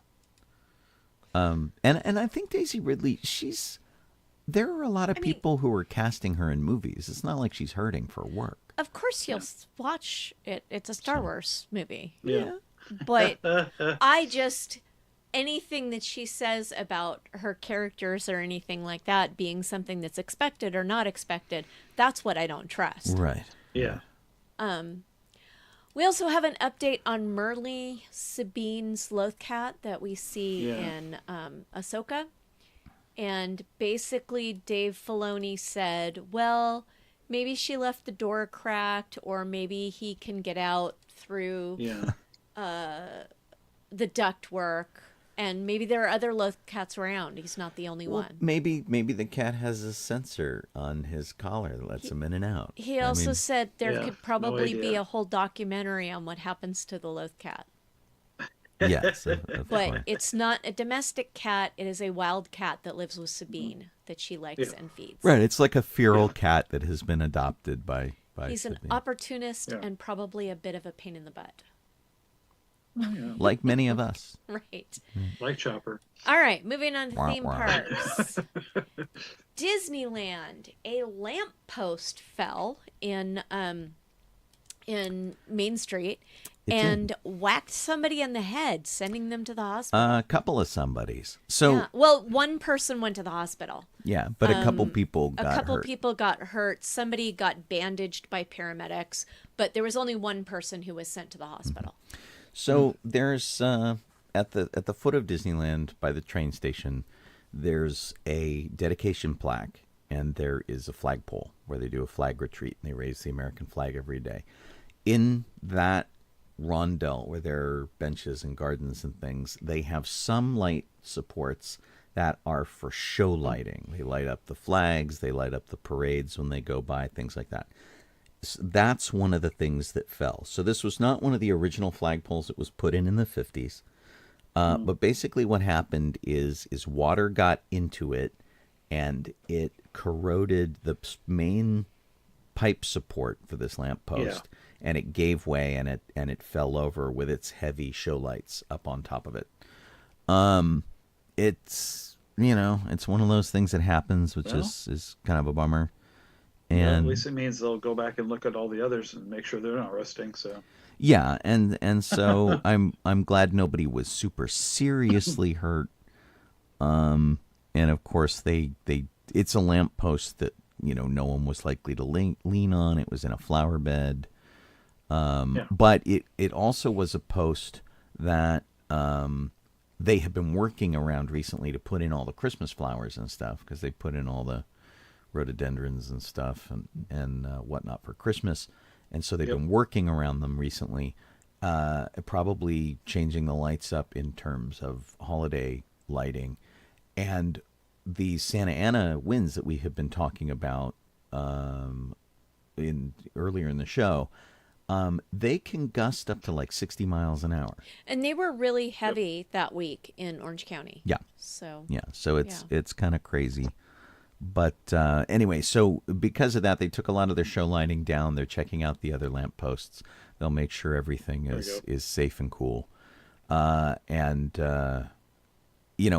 Disney is usually so on maintenance that this does kind of come as a shock. Shocking. Yeah, and that you're like, wow. But, it just goes to show you stuff happens. And then the remaining light poles that are there, they all have additional cable anchors and stuff. I was there the next day, and they had already cleared the area. They had anchored down the other poles till they get the chance to double-check everything and make sure that they're safe. They were on top of it. Everything was really great. So now, the thing that happened also at Disney in the last couple weeks was a guy who decided he'd had enough of the Small World ride and leaped off his boat and started wandering around the ride, the interior of the ride, amongst the children, taking his clothes off. Right, showing his own small world to guests. There in the are attraction. videos of him wandering around in his boxer shorts. And then without his boxer shorts. Yeah. And it shows lots of police running across the park trying to get there. And there was apparently a cast member that was trying to convince him to put something on. Well, as were people in the boats were like, get out of there, don't be there, but whatever. And it was interesting because he sort of indicated he was going to try and swim, not in the water where the boats were, but in the fake water features in the section that he was in, which I think was like sort of the Arabian section. Yeah, with the Aladdin's. Yeah, and so he's what they have is they have fake water that's like a wind blowing over a sheet to make it look like there's water, and he's like getting in there, and it's like realizing it's not really working. So the police arrested him for indecent exposure and being under the influence of a controlled substance. Now that explains so much. Right. Now, one of the things that I find really interesting was the path that they took to get him out of the park, because, and maybe this is where like Disney jail is or something. Jeff may be clued in more than I am because he used to work there. It's a Small World is on the outskirts of the park. And of course there's Toontown that's up in there, but there's when the parade comes into the park and it goes down Main Street, it goes past It's a Small World, and then it curves around and it goes down Main Street, and then it goes out a gate. Jeff and I have marched in parades there and have done this route, and we know the backstage area like back there. So all they really needed to do was get this guy out of Small World and then take him out the parade gates to put him backstage. Would have been really fast. Yeah. Instead, they took him through Fantasyland, apparently. Okay. Which was a little weird. Okay. To the back of through Fantasyland to the front of the park? To the back of the park, to like some sort of backstage area. Over by Casey Jr. or something like that? Yeah, I think so. Weird. And so that was kind of wacky, and because the video that I saw, they were taking him past like the toy shop and away from there. So it was really kind of weird. Yeah, you'd think they would have taken him back where the parades come out.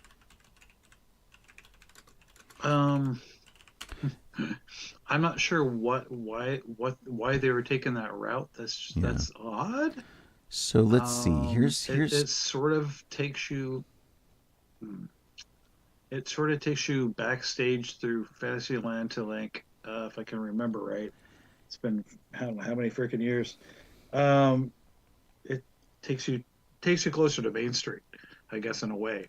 So you would go back to that, and maybe they might have escorted them from that point to the backstage area access, which is over by like the shops that start at the very end of Main Street. Yeah.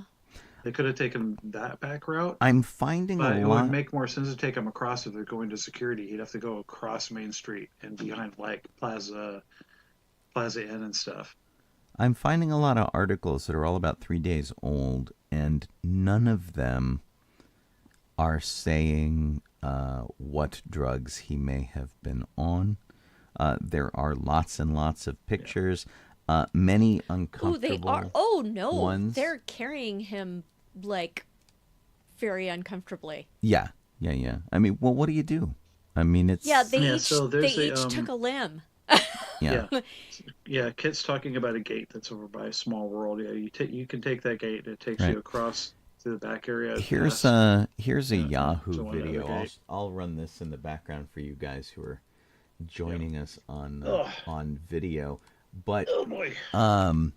of course there is judicious use of censoring Yeah. pixelation.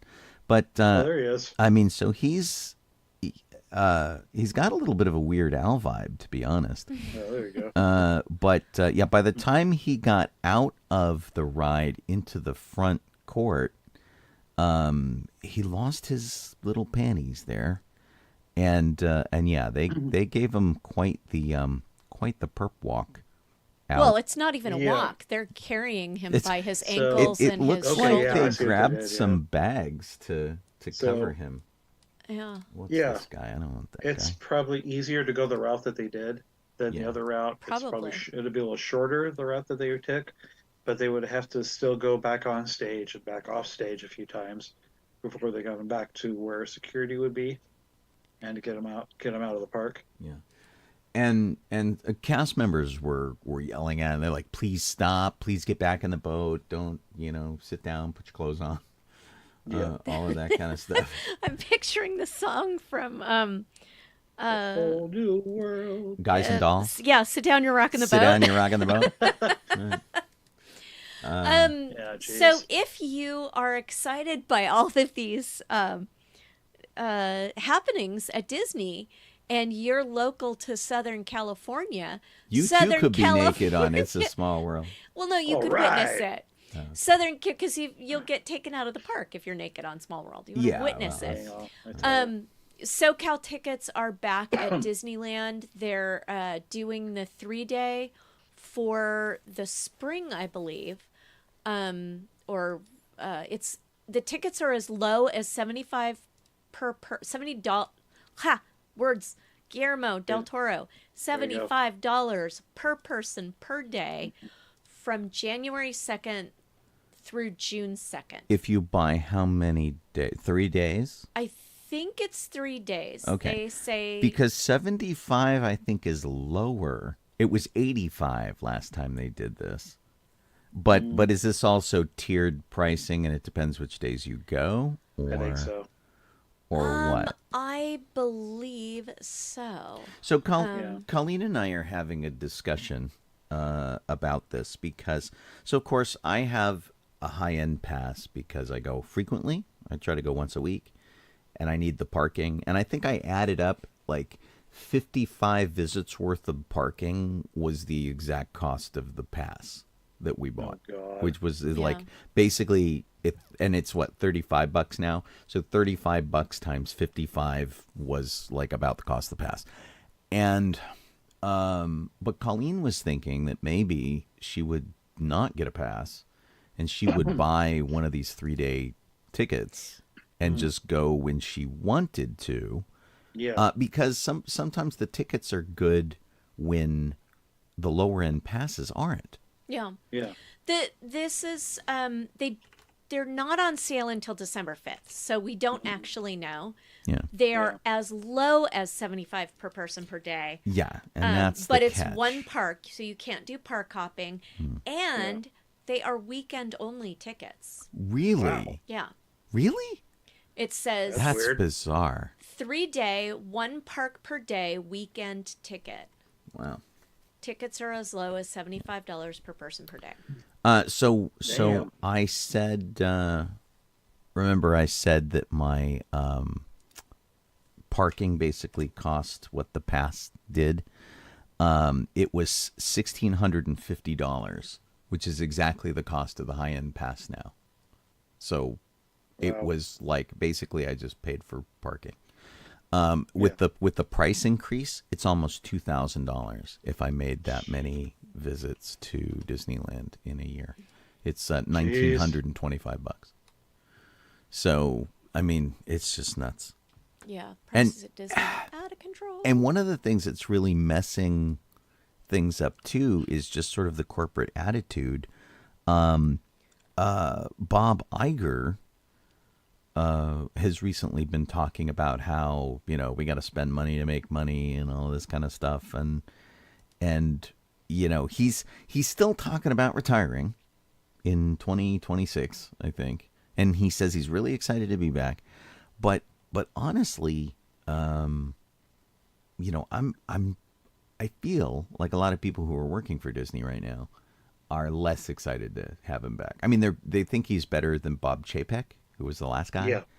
But, he's the corporate head. And as a result, I think that's a problem. And I thought we had a couple articles about him, didn't we? In our... Oh, here it is. We had one in our speed round. Bob Iger tells cast members that theme parks are a business where you spend to succeed.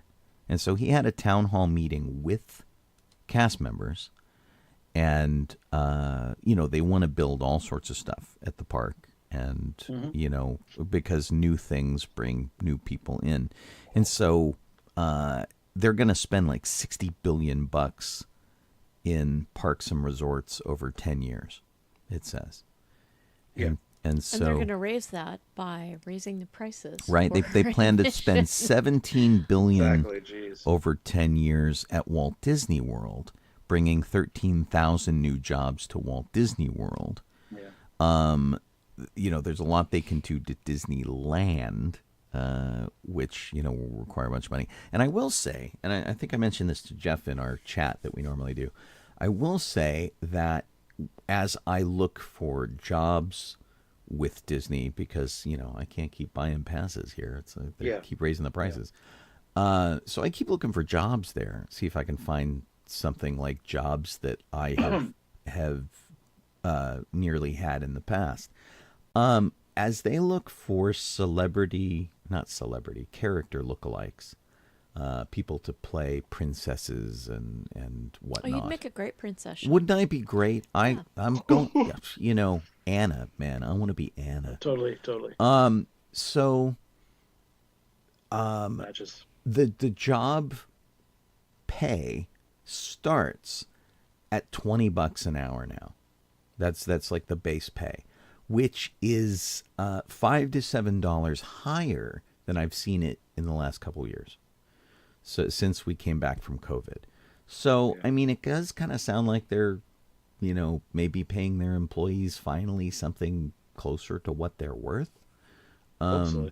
And for that kind of thing, raising the prices on Disneyland is kind of okay, because you want the people who work there to get a legitimate amount of money.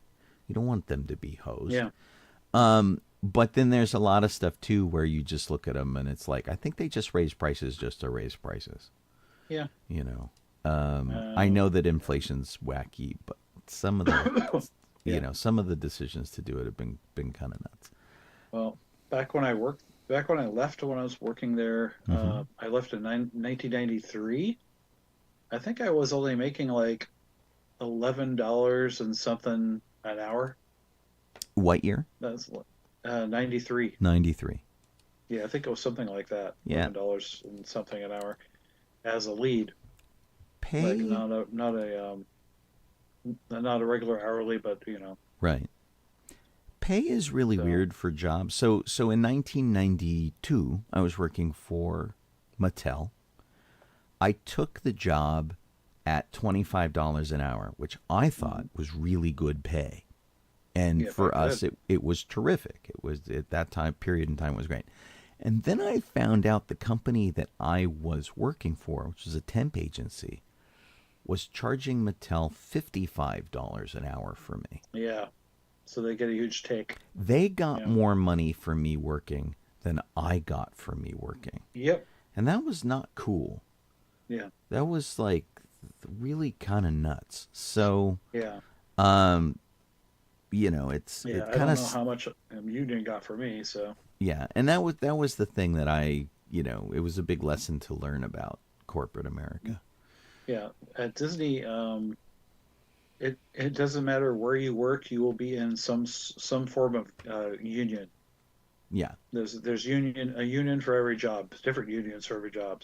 Well, like the entertainment industry is that way too. So I don't know what chunk of change they paid the union on top of me. So yeah, I don't know. Well, and so I turned down a job as Crush at Crush's Turtle Time. Would have been a great job for me. I'm good at improv. I can do character voices. I can play off audiences. Would have been great. The problem is whatever they were offering me, like, I don't know, $13 an hour or something like that, wasn't going to pay for my gas to go. And so I had to not take it. Yeah, it wasn't full time. But if they were paying something like $20 an hour, that's a lot closer. Yeah. Kelly's saying she'd rather that they had fewer part-time jobs and hired more full-time with benefits. Yeah. That's the real when problem. When I started there, nobody could get a job there. It was more of you started as a temporary. Yeah. Like much like seasonal, but it's not seasonal. It's just called casual temporary. So you're part-time and you're temporary, and it's their little, grading you period basically, and then you can try on to stay on, and I did. Mm-hmm. But you still have roughly the same hours. You just aren't right. You're just not temporary anymore. And then as you get there longer, you can get seniority, yada yada, and get more hours and such. Well, and a lot of times, I don't remember how far I got. A lot of times you get hosed when you become a salaried employee versus an hourly employee. Oh yeah, this management. Yeah. Matt Deckard brings up a point that I think we talk about on this show a lot, which is the more Disney raises prices and admission prices and stuff, the less the average person is able to get into Disneyland. Yep. Which is rather elitist, right? And this is a problem I have with everything. It's a gripe I have with the 501st Legion, where you have to be able to afford like a $600 costume to get in, that kind of thing. Otherwise, you can't join. And Disneyland, it was set up to be attainable by everybody. And when they had the ticket booth system, you could buy an admission and not go on any rides, just hang out at Disneyland. And you certainly can't do that now when you've got to pay like, $100, $110, $120 to get in. And then we see these families that have brawls somewhere in Disneyland and they get escorted out. And that when they've got like 8 or 10 people, they've spent a couple $1,000 getting in there. Yep. And, don't you think that would kind of set you on edge too? If you're like, we're going to take the whole family to Disneyland, but we spent a couple $1,000 to get in. And of course, they're going to be kind of, crabby to walk through the door. And I don't think anyone should fight in Disneyland, but, I'm not sure what the solution is. I'd like to go on a ride or eat in a restaurant. Sorry. Because you can't eat in the restaurant, and this ride's 4 hours long unless you pay extra money for the ride. The number of people that complain about the price is equal to the number of people who complain about the crowding. And there has to be some solution that would, like, I can't think of a solution that would fix both of those problems. Well, Disneyland has on occasion over the years, and not very frequently, but they have shut down the park when they've reached capacity. And they won't tell you what capacity is. It is estimated to be like 85,000 people, I think. I gotta remember. And it's maybe a little more with Galaxy's Edge and the changes they made at DCA and things like that. But everything has a capacity. And admittedly, when you're selling tickets to something like SoFi Stadium or the Hollywood Bowl, and people get an assigned seat, you know when you run out of tickets, and you know when you run out of space. It's harder with Disneyland, but this reservation system has got so many people upset because, you can't get in, and, you ostensibly, if you've bought an annual pass, you bought the high-end Magic Key, and you don't have any blackout dates, you should be able to get into the park. I think, and then they save, spaces for people who buy daily tickets and stuff. And so they don't reach capacity, and then their prices are going up because they're not reaching capacity. Yeah, I don't know. I mean, because if they're worried about the crowds and such, and if the crowds are because we have lots of pass holders in there or whatever, I mean, I guess they could say they could get rid of the monthly payment thing and make everyone pay a lump sum, and then that would reduce that number. Right, guess, but then you're talking again about not regular people not being able to afford it. Right. Exactly. So it's those two things are the opposite ends, and while I don't like either of those things either, I can't figure out what a solution is that Disney could do that would not exclude people based on what they can afford. Right. Yeah. Matt Deckard brings up that he says Disneyland's the most expensive Disney park because it's across the street from the city. Unless they built it out by Six Flags, they can't have a functional annual pass or a visitor crowd. I think the real problem with Disneyland is that it is attended by a local crowd. Unlike Walt Disney World, which is a vacation destination for many people, the vacationers coming in to go to Disneyland it's not as much. It's not as large a crowd.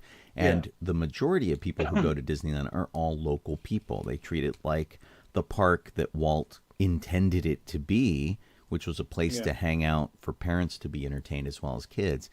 And the fact that all of the locals go there all the time is what impacts the attendance. But it's also the thing that that keeps the park surviving. Disney complains frequently that they don't make enough money off of their annual pass holders.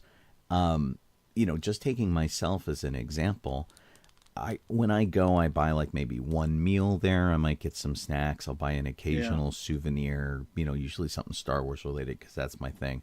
But when I take so many orders from other people who want lightsabers, I just went all around the resort. I got 40 of those 100th anniversary coins for somebody. Spent $200 of her money to buy her coins, and there's more to go. There's like another 25 I need to get my hands on or something. And I buy stuff for other people all the time, costumes and hats and clothes and special sippers and all that kind of thing, that regardless of whether it's my money or not, it's still money that I'm spending. And I'm willing to bet that if I tally up all of the purchase I make on behalf of other people, I'm spending like $3,000-$4,000.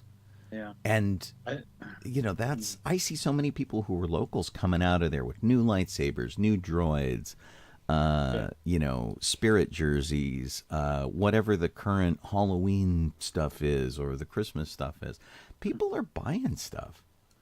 And I think they're wrong about the annual pass holders not spending enough. Let alone they already have your $1,600 for a day pass. Geez. Right.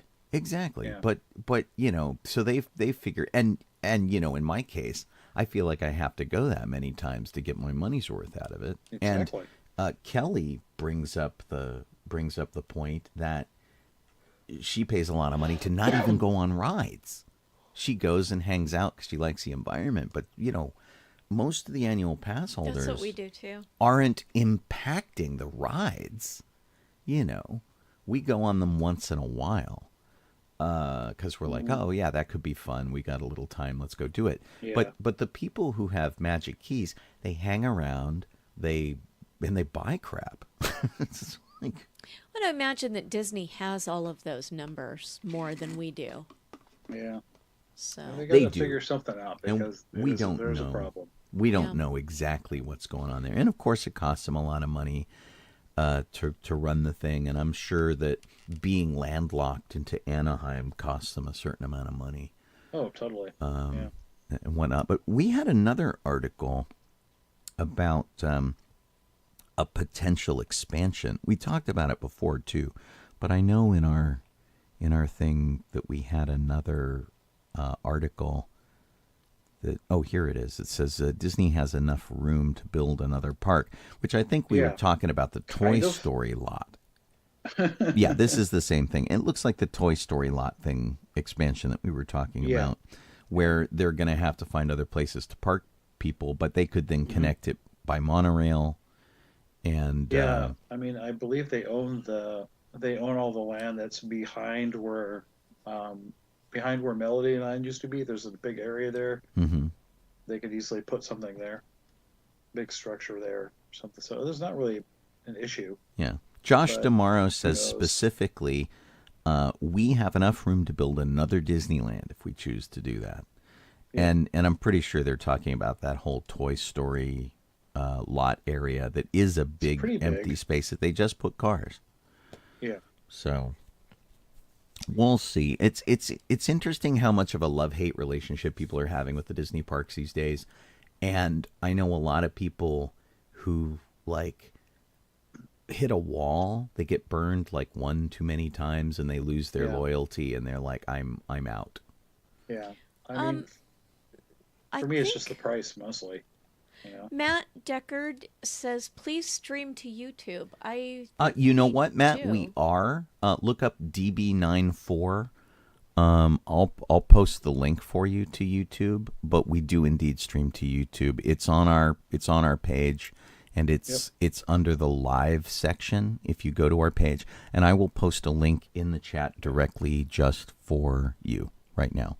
Yeah. So let me go get that. And in the meantime, we've run out of time. Yeah, it's weird how that happens, huh? Yeah. Exactly. What? Let's see here. Let me post this YouTube. I just find that Disneyland, I had trouble with some rides. I had trouble with the lines. Not very many, a couple rides, but all in all, we just bought park hopper passes because the darn passes are too darn much. Yeah, and we'll Just see. raise the Maybe prices too damn much. maybe that's what we're gonna end up doing next year. I mean, I love going every week, and I use it as my gym, and I enjoy getting some exercise out there, and I like the people that I meet out there, which is really great. But just, at some point you look at the cost and you're like, man. Well, I'm going to have to buy a hurts. single day ticket for Life Day next year. Yeah, exactly. Same here. Right. Yeah, so I will might as see. well just buy a couple of single day tickets and go a lot less. The only time I try to be there right when they open is when I have to go there one day a year. Yeah, Right. same Something, here. Alrighty. Let's go ahead and take your leave. If you were listening to us on sci-fi.radio, congratulations. I can't believe we finally got it working over there. That's our usual home. That's where we got started. We've been broadcasting this is the middle of our 12th year. And we're glad that you guys have been tuning in for any amount of that. Sci-fi.radio does sci-fi music, video game stuff, Weird Al Yankovic and funny parody filk music and stuff like that 24/7. I have the morning show from 9 to 11. You can join me at Monday through Friday there at sci-fi.radio. Go to that URL. That's how you can listen to the station. Check out all the cool news stories that we write up there and keep you guys busy. You may be watching us on Facebook.